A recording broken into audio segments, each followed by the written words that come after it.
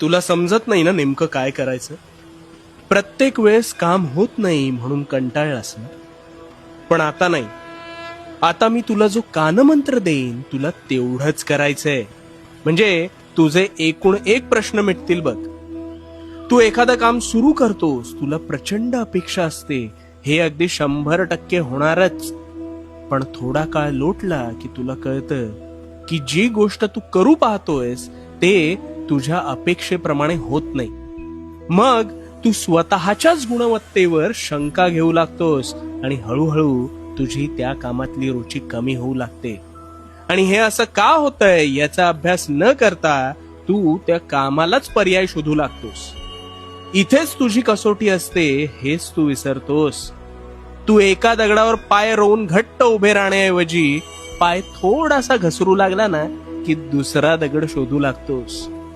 पण नवीन दगडावरून सुद्धा पाय घसरू शकतो, हेच तू विसरतोस.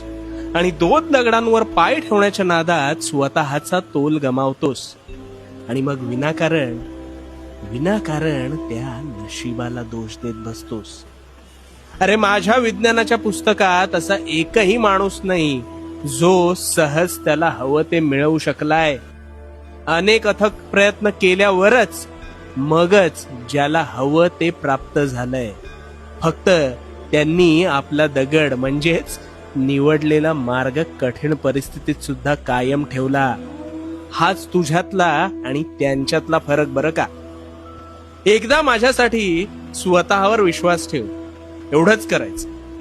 आणि तुला आवडणाऱ्या तुझ्या स्वप्नावर मनापासून प्रयत्न कर. पडशील, फक्त हरू नकोस. आणि अनेक गोष्टी करण्यापेक्षा एका वेळेस एकच गोष्ट करण्यावर तुझी संपूर्ण ताकद लाव. आणि मग बघ यश तुझ्या दारात हे उभं ठाकणारच. कारण भिवू नकोस, मी तुझ्या पाठीशी आहे.